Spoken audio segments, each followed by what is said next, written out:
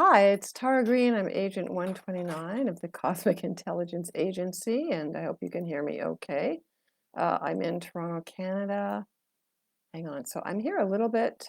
Whoops, what happened? Closed unused applications. Wait a minute, just missed that. Wait, why did I just? Oh, there we go. Okay, sorry. Um, Facebook seems to have a new thing here, and they're asking me to do pop-up things, and it still feels like a Mercury retrograde. Anyway, if I can see you, please say hi. That would be really great. If I could see you on the screen, come and say hi. I'm still a bit early. I see there's 4 viewers. That's great. So welcome. I'm Agent 129 up here in Toronto, Canada. I've been working with the Cosmic Intelligence Agency since 2014, a very long time now, offering these monthly, hi, Felicia, offering these monthly astrology and tarot previews. Hi, Ashley. Very nice to see you up there. Okay, great. I can see you. That's wonderful. Okay, so I'm going to wait a few minutes, clear my voice there. Midori, I'm going to put on a little bit of special oil here. And if you haven't joined me before, the way this works is I will talk about all the different aspects, kind of go through the major aspects. Hi, Lorraine.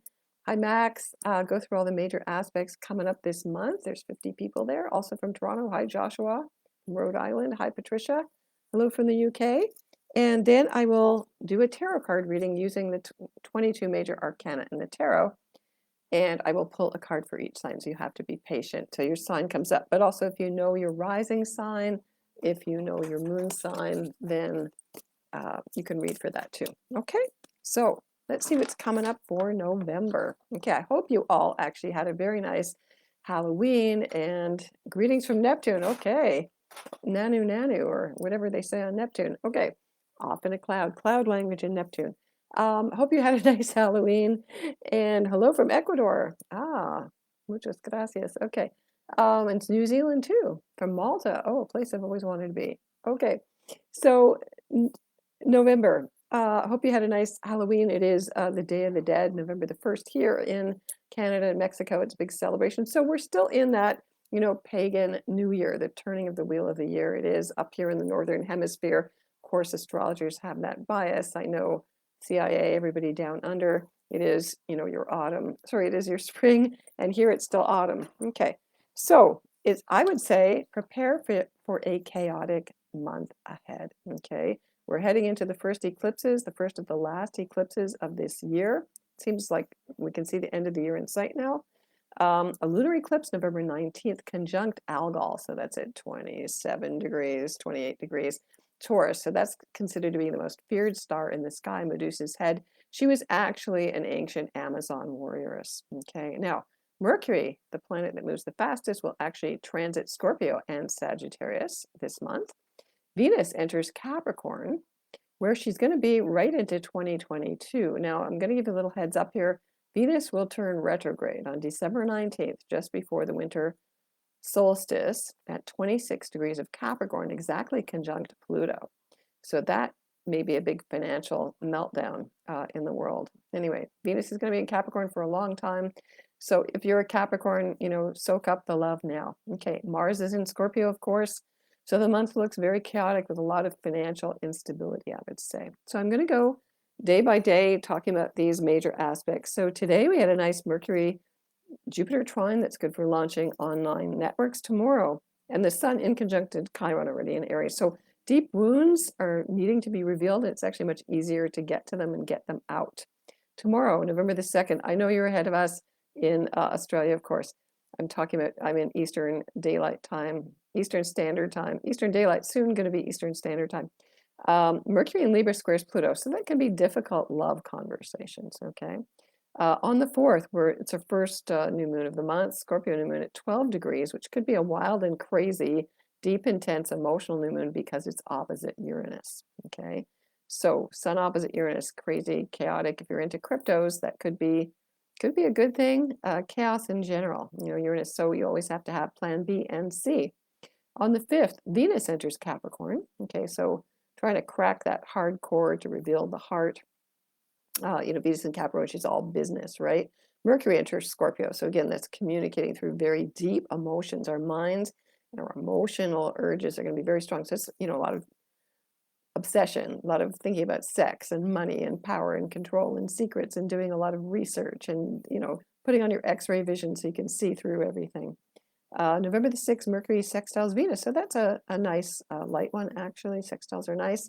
But on the 10th, Mercury in Scorpio conjuncts Mars. Okay, so that's, again, I'm sort of thinking about financial markets, again, a lot of control, secrets coming up, but also Mars squares Saturn. So this is the most malefic planets, Mars, Saturn squaring off. So November the 10th, red letter day. I would be very careful, batten down the hatches. I would watch the world banking market, especially a lot of deceit and things like that going on. So big heavy issues could be violent, could be a lot of backlash. Street fighting is what I got when I turned into it. A lot of protests. On November the 11th, that's 11/11, Mercury in conjuncts Chiron and Aries. So again, difficulty communicating, okay, where you're wounded or wanting to just put up more boundaries because you don't want to be vulnerable. On the 12th, the Sun trines Neptune in Pisces. Now that is a big high, somebody from Neptune there. Big high, great for meditation, visualization. That would be a good day really to do a world meditation. Oil prices could really go sky high. Mars in conjuncts Chiron and Aries also on the 12th. So you're battling to protect vulnerabilities. Okay, again, finances, which seems to be what's coming up here. On the 13th, Mercury in Scorpio opposes Uranus. So again, communications, it can be very creative. Squares are not all bad. It's good for thinking outside the box, for connecting with people on apps, for organizations, for freedom. Again, Jupiter in Aquarius still wants to be free. Can be good for, again, crypto markets if you're investing in things like that, or the market in general. Because whenever Jupiter's involved, it's generally good, unless it's overdone. On the 16th, the Sun sextiles Pluto. So that's a deep power there. Scorpio sextile Pluto. So money laundering, sexual secrets, deep insights coming out could really seep out into the public. On the 17th, Mars opposite Uranus. Again, freedom, major upheavals. Again, crypto, lots of crypto stuff I keep picking up on. So Mars in Scorpio opposite Uranus, very chaotic days. Okay, so really from the 10th to the 17th, I'd say, is like really figure out where you need to be and how you need to position yourself, I would say. On the 18th, Mercury trines Neptune in Pisces. That's a very dreamy, very spiritual, very compassionate, very much communing with people telepathically. Great for creators as well. On the 18th or the 19th, depending on where you are in the world, Venus trines Uranus. So again, more love of freedom and financial chaos, and relationships need to be open and things like that. Okay. On the 19th, okay, the lunar eclipse at 27 degrees Taurus conjuncts the Pleiades, the 7 weeping sisters, a very spiritual group of stars worshipped by native indigenous tribes in North America for a long time, actually all over the world, conjunct Algol. So that would traditionally be a very feared thing. Okay, so if you have planets at those last degrees, I would say 25 to 30 degrees of all fixed signs, that's, again, of course, Taurus, Leo, Scorpio, and Aquarius, you can be hit quite hard by that eclipse. And remember, they repeat every 18, 19 years. Okay, on the 20th or the 21st, Mercury squares Jupiter in Aquarius. So again, can be good for organizations, again, crypto, kind of movement, a sense of movement, things kind of freeing up a bit. Okay, on the 21st, Mercury sextiles Pluto, again, good for investigations and seeing into the depths of things. On the 21st, Sun enters Sag. So after we get into the depths of Scorpio, where we have been, right now we're in Scorpio. So in the tarot, this is the death card, Scorpio, death, rebirth, transformation, rising like the phoenix, okay? Being fearless to just face life living on the edge. We're all going to die. So using death as an ally, that's a Native American saying, okay? So we move from that into Sagittarius energy, which is much more lighter and optimistic in the tarot. It's this card of temperance, Sagittarius energy, alchemy in this deck. So moving into much lighter, having a sense of humor, again, freedom, very important, honesty, justice, traveling. People want to be on the move. People want to be learning more, higher consciousness, right? Then Mercury follows on the 24th in Sag. Again, things will be very honest. People will be speaking their minds, in a very uninhibited way, no holds barred. Okay, on the 28th and the 29th, the Sun conjuncts Mercury, actually very late at night on Eastern Daylight Time, so it's mainly on the 29th. That is my birthday, by the way. Nice to have a Mercury gazemi on my birthday. And then on the 29th, Mars trines Neptune. Again, a very beautiful, uplifting energy. You got to be careful you don't get carried away wearing those rose-colored glasses, but it is quite an uplifting energy. And then Mercury also trines Chiron on the day, so the 29th is a good day.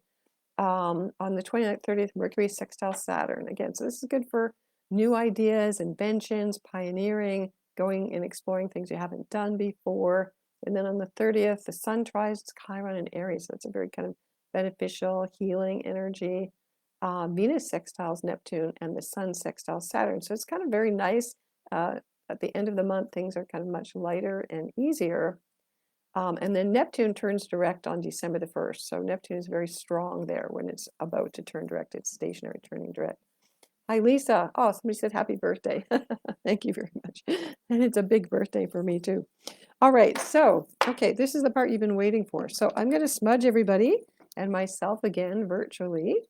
Okay, I sped through that pretty fast. Okay. Some months there's way more things than others, but again, pay attention if it is that there's going to be another big eclipse, of course, on December the 4th in Sagittarius, 12 degrees Sag, actually. So if you're being affected by these eclipses, you really want to pay attention to that, okay, as well. So we're going to smudge everybody, and I'm going to smudge my cards here, and then I use my special crystal. I have a special crystal that I use to tune into everybody. Okay, so hi, everybody. Hi from Australia. Okay, so again, I'm going to start with Aries. All right, so Aries, with Mars, whatever sign Mars is in, of course, for Aries and Scorpio, that's where the energy is. So Mars in Scorpio right now in its most powerful placement. Okay, so Aries. Okay, now the cards are already very synchronous. So this is the card of the Emperor in the tarot, the number 4. So the number 4, you can see on it, it has a little symbol of Aries there. You can see that. Okay. So the Emperor, so Aries, this is about new beginnings. Okay, being the king, taking your power. It could be starting a new business or a new relationship or new anything. You need to take the initiative to move forward. But you also have to remember to balance all the 4 elements. And of course, astrology is based on the 4 elements. Our bodies are based on the 4 elements. Of course, in China, they use 5 elements, the 5th being spirit or kind of ether. So remembering to use all 4 elements, okay? And really think about your body, the physical body is earth, we breathe air, our emotions are water, and being alive, that's spirit, that's fire, okay? So the Emperor, so you could be having issues with authorities, bosses, could be your father, could be somebody, but it's also time for you to take responsibility. Something Aries, I don't know, Aries, do you want to take responsibility? You do and you don't, but you want to get going, you want to keep moving on. So, but this is a lot of energy. So it's like a double Aries time for you, especially Aries with Mars and Scorpio. You're getting a ton of energy right now because, Mars is in your opposite kind of other home there. Okay. All right. So Aries, the Emperor, number 4. Okay. All right. So let's see what Taurus has got going on here. All right. Now, of course, Uranus and Taurus is, making Tauruses move and change, and they don't really like to do that. Thank you for the birthday wishes. All right. So Taurus, you get the Lovers. All right.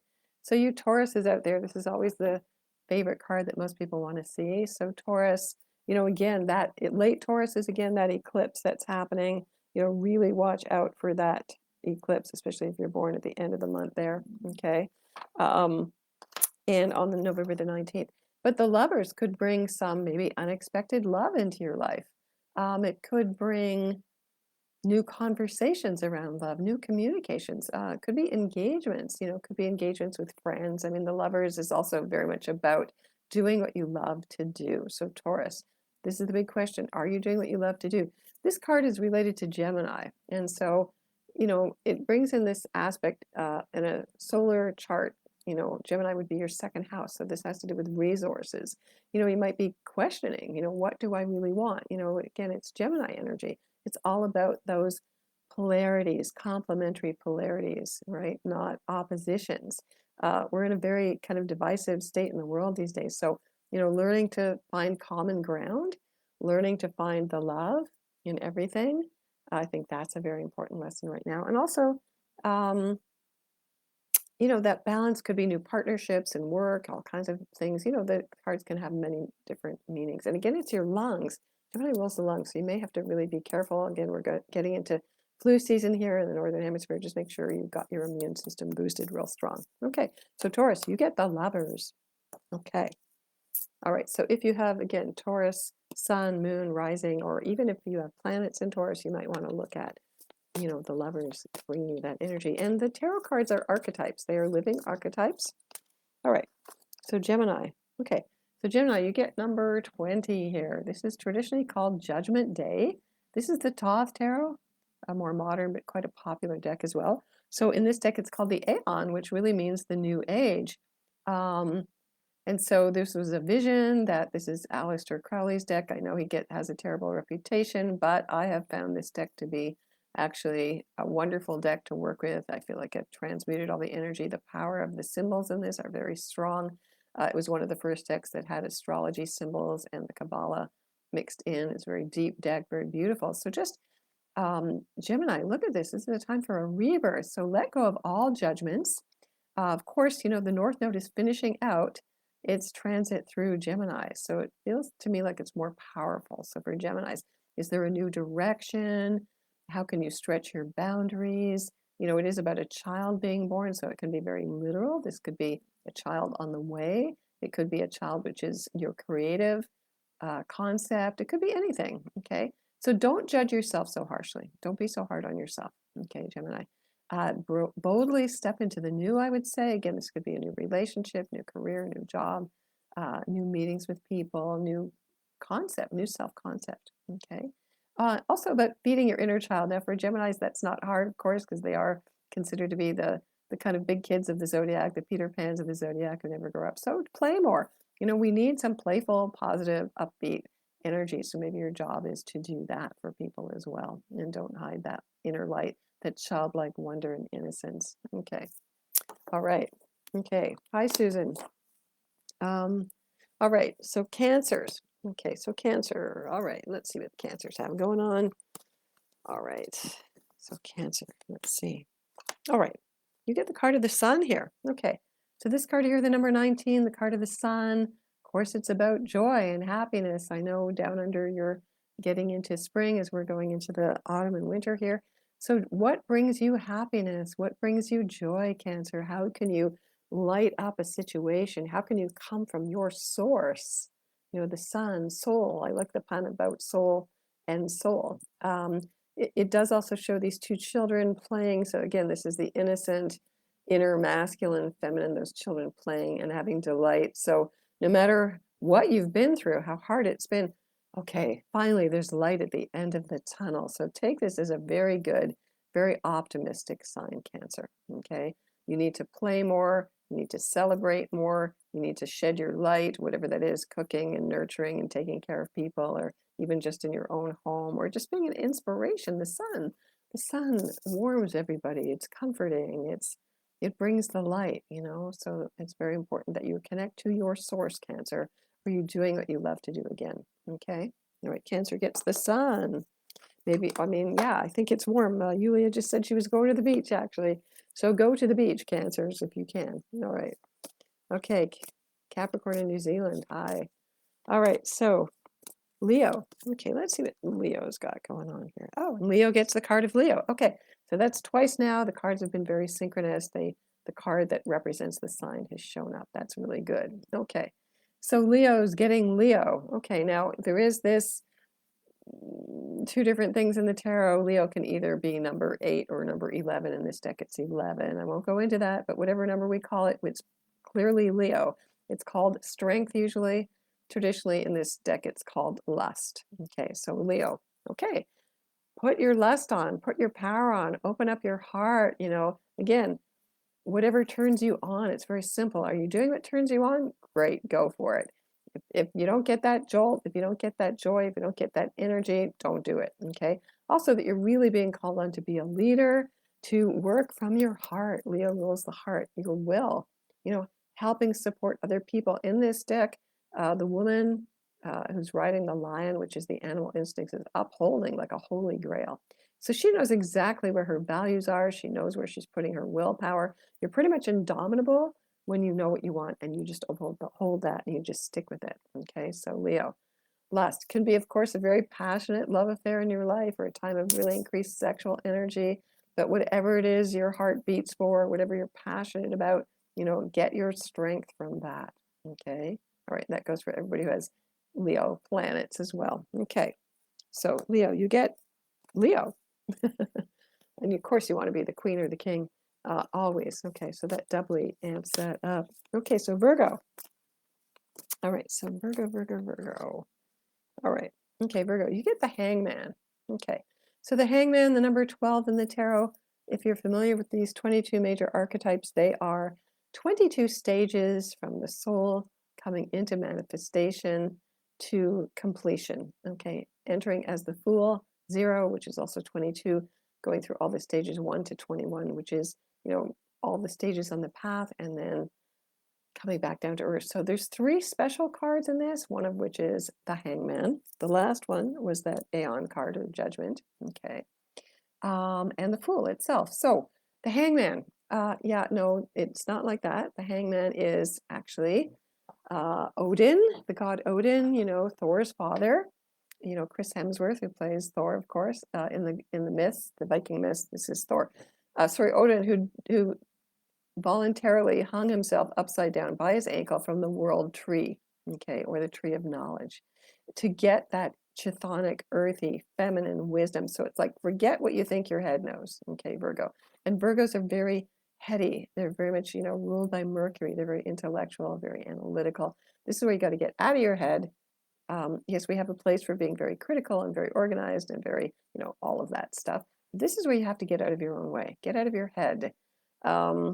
And surrender. It is a card of surrender. It is, even though these 3 major arcana that are called maternal cards are not related to planets, this one is very obviously related to Neptune because it has to do with surrender. There are things we cannot control. So what do you need to give up? What do you need to let go of? How can you have faith and trust in the universe? Okay. So not to be a martyr. Okay, that's the downside of this card. Not to be a martyr, not to be a scapegoat, because there's a very strong sense of this card too. Don't be a scapegoat, Virgo. That's your shadow side, Pisces. Learn when to let go. Let the universe take care of it. Don't worry so much. Don't stress so much. Know what you can let go of. Maybe this is a brand new kind of probably very scary thing for you. Maybe you need to trust somebody else for a change, or trust that it's all going to work out. Okay. So kind of a test of your faith, Virgo. Okay. All right. So whatever's not working, just let it go. All right. So Libras. Okay, so Libra. So let's see. Mercury is leaving your sign. Okay, Libras. Let's see what Libras got. Okay. Now I did put in, my intuition usually tells me to add a couple of extra cards, and it told me to add this one. So Libras, you get the wishing card. So this is very nice. This is a minor arcana here, the 9 of Cups. It's called happiness. It is actually Jupiter in Pisces. Now, if you know about astrology, you will know that Jupiter, the largest planet, will also re-enter Pisces right at the end of the year, December 29th, 30th, 28th, something like that, right at the end of the year, and travel right through Pisces into Aries even in 2022. So Libra, you get the wishing card, okay? So I'm your fairy godmother, and I give you 9 wishes. So think very carefully about what those 9 wishes would be. Now, because it's Pisces, it is about, doing for others, not necessarily manifesting Lamborghinis or whatever, but how can I spiritually benefit the world? If I had 9 wishes, what would I do? Okay. And think about those, because you want to keep that energy flowing. The more you give, the more you do for others on a spiritual level, the more you get back. Okay. So Libra, it could be a time of great joy and celebration and happiness, and good news, and feeling really spiritually connected, and really it could be meeting new people. It could be finding that you're feeling secure in a group that gets you. It's Pisces, right? It's very interesting when Jupiter enters Pisces, because Jupiter rules Pisces in traditional astrology. So could be very super emotional. So maybe you're not used to being so emotional, but let those emotions flow. It's like you're like the fountain. You have to let those emotions flow. Okay, so Libra. 9 wishes for you. Okay. That's always nice. Okay. So Scorpio. Okay. Of course, that new moon's coming up in a couple of days, 12 degrees Scorpio opposite Uranus. So get ready for a bit of a wild ride there, Scorpio. Okay, so you get the number 17 here, the card of the star. This is like Aquarius energy. It's like wishing on stars. So Scorpio, go out at night. Here in Toronto, Canada, it's a big city, but I can still see stars from my yard here. Get out, look at the stars. Again, do a guided meditation where you connect to the earth, you get yourself grounded. And then you imagine the earth energy going from the bottom of your feet, your soles of your feet are chakras, right through your legs, through the bottom of your root chakra, right through each chakra, the seventh, the sixth, the fifth, the fourth, the third, the second, right through the crown chakra out to that star. And then imagine that you're traveling faster than the speed of light, actually, out to that star. And then you look back at the earth, and it's this beautiful little blue ball, very precious. And it gives you this big, expansive view, like Aquarius. It's air, right? Detached view, Scorpio. You're very intense, okay? You need to take a breather sometimes, okay? Take a big breather, Scorpio. I've got a Scorpio ascendant, and get that detached view. What is going on in the big picture, okay? What's going on in my life in the big picture, so I can sort of see where I need to innovate or just something new or different or break the mold or break the habit. Scorpios are obsessive, they're fixed signs, and do something different. And also feel like I'm a conduit. I like this card because it shows the water bearer pouring the waters of consciousness, higher consciousness down from that star through the heart and pouring it back down on the earth. So you might want to practice that position. Okay, practice that position. Okay, so the star. Okay, Scorpio, you are the star. Okay, every man and woman is a star. Okay, all right, so Sagittarius. So we're getting up to Sagittarius energy here. Okay, you get the card of the High Priestess. Okay, somebody's saying I need to go to sleep. Okay, I don't know what sign you are. All right, so Sagittarius, you get the High Priestess. So it's very important that you stay in balance. Okay, it's very important that you use your intuition, that you trust your intuition, but also that it has to be in combination with the rational mind. Okay, so using your intuition, working with your dreams. Now, so Sagittarius is usually a very mystical sign. Go into your dreams, do a dream incubation before you go to sleep at night. Tell yourself, I will be awake in my dreams. I will remember my dreams. And really, it only takes 30 seconds to lose a dream. So when you wake up, try to stay out of your head. Try to set your alarm a little bit earlier. If you have to jump up and, attend to something, a dog, a baby, you just have to be up. Stay very still and go into your body and go, wait, what was I just dreaming right now? Okay. So it also gives you a lot of emotional strength to go through like a very barren period, like you're walking through the desert, like you're like a camel. You have the resources, you have the precious waters you can get through the desert, which means feeling kind of alone and abandoned. The desert's always a very spiritual place to go through a big transformation to get to the other side.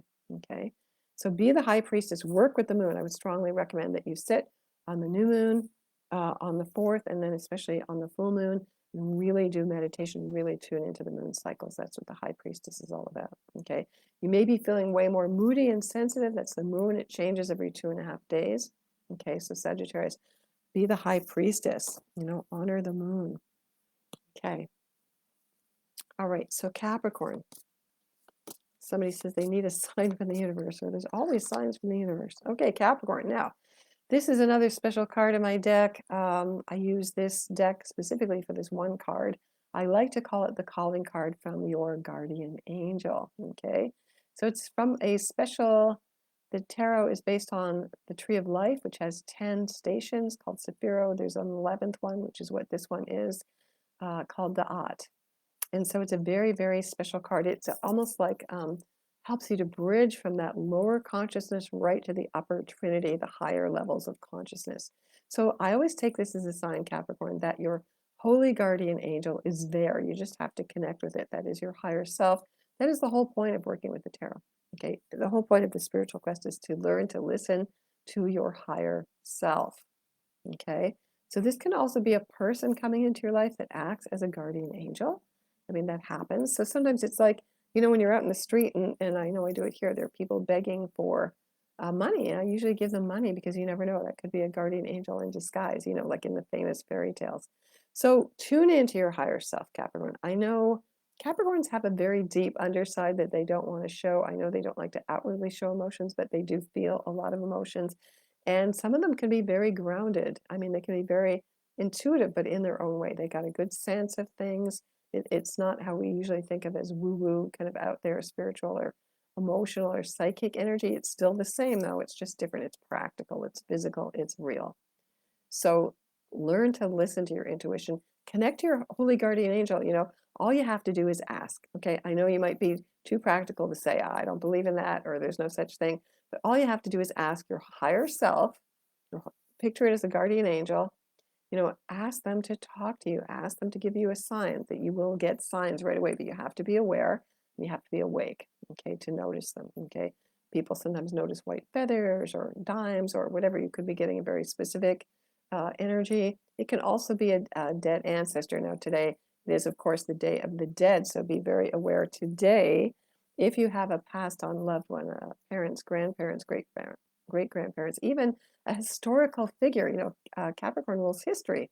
Even a historical figure that you admire, whoever that is, a poet, Abraham Lincoln, John Lennon, I don't know, whoever that is, Albert Einstein, whoever that figure is, they can also be a form of a guardian angel, and you can talk to them. You can have conversations, you can do automatic writing, you can ask them for advice, okay? So I'd strongly invite Capricorns to do that. Yes, invest, that's always the Capricorn word, right? Invest in your guardian angel, okay? Especially if you want to play the markets or whatever these days. All right, so Aquarius. Somebody says, Aquarius sun, they're nervous about the eclipse. Okay, well, don't be nervous. It's always about change. Okay, so Aquarius, you get the card here of Temperance. Okay, so Temperance, again, this is the Sagittarius energy card. Traditionally, Temperance in this card, in this deck, it's called art or alchemy. So this is about taking elements and they combine, they actually become each other. So this is a kind of form of what they call a sacred marriage card. So again, whereas the Lovers, Gemini, is a human marriage, this is an archetypal, again, the higher masculine and feminine energies marrying, becoming each other. So it's totally empathetic in a way. The masculine becomes feminine, they transmute. The feminine becomes masculine. This is a totally understanding about how the other, so-called other, is. Okay, or the opposite, your shadow side, in a way. You could describe it that way too. How can I embrace or love or come to a sense of union, Aquarius, in this kind of divisive part? Aquarius is also, all the air signs are dualistic. So wherever you feel you've got split off parts of yourself, I would advise you to really work with them. Alchemy is the process of turning lead, which is Saturn, into gold, which is the sun. Okay. So these are metaphors, there are actual alchemists, it's a spiritual journey as well. Anything that seems heavy or negative or is weighing you down, or wherever you have blocks, like in your body, go into your body. Aquarius is usually, again, in your head. Go into your body and see where you have blocks, and you're going, what is that block? And all you have to do is ask. This is kind of like focusing, body work. You go in there and you kind of ask, what is this all about? What does this block look like? And as you go into it, as you pay attention to it, it's very much like doing Chiron work. It will transform, okay? So this is, again, Sagittarius energy, so it could be a new philosophy, new belief systems, new teachings, new publishing, could be traveling, relationship. It is traditionally a sacred marriage, so maybe you need to really remarry your inner self. Marriage is not necessarily a contract, but an agreement to be there for the other in a very sacred way, seeing that whatever seems stuck or difficult will always transmute, and focusing on the positive, okay? Whatever's stuck and lead and heavy can turn into gold. There's always gold in it. There's always jewels. There's always riches in everything, okay? So I love this kind of beautiful temperance angel balancing out the opposites. I think we really need temperance in the world these days. And we're in the Aquarian age, right? Okay. All right, so now we get Pisces, okay? Taurian in turmoil there. Oh, I'm sorry. Okay, I know it's hard for Tauruses and for most fixed signs going through the changes. We're all in it, All right, so Pisces, you get the card here. Libra, this is the card of relationships. In this deck, it's called adjustment. It's sometimes called justice. So Pisces, balance. You know, you're very sensitive. I know I've been reading for a lot of Pisces people, really overwhelmed with the energies in the world. So you need to find that middle pillar, like the Buddha said, the middle pillar, the middle way. Okay. So it takes lots of deep breaths. You may be asked to be the go-between. There's issues about relationships. Libra's the sign of relationships, all others, maybe looking at yourself in a new way from the eyes of the other, looking back at yourself. Again, this is about divine union. A lot of the cards coming up are about this. So again, being the balance, holding the balance, karma. This is traditionally it's the scales of Maat. She weighs the heart of the deceased in Egyptian mythology against her ostrich feather. Your heart has to be light. So there should be no regrets or no holding back of things. Again, not holding back. Checking it out. Is my heart as light as a feather? If not, it's like, what am I holding on to? What do I need to let go of again? Okay, so Libra, social, it's the time to be more social, Pisces, to reach out to others. You could be the go-between, the ambassador. You have a lot of spiritual insights and psychic gifts. You want to use those to help other people. So it could be really your work, expanding to meet with other people, or going into a partnership, love partnership, business partnership. Again, being that ambassador, go between, having grace, that's nice for Pisces, having grace. Okay. All right. So I guess I've gone through all of them. I always go and I go, wait, did I do everybody? So anyway, I want to thank all of you who stayed here till the end. I'm Tara Green, Agent 129. Please check out Cosmic Intelligence Agency has a new magazine that they just put out, and it's free, and you can get it on their site. Please join as a member of the Cosmic Intelligence Agency. I wish you all the best for the month ahead, sending you many, many blessings. You can check me out on my website at taratarot.com. All right. Thank you so much. Many blessings. Okay. Bye-bye.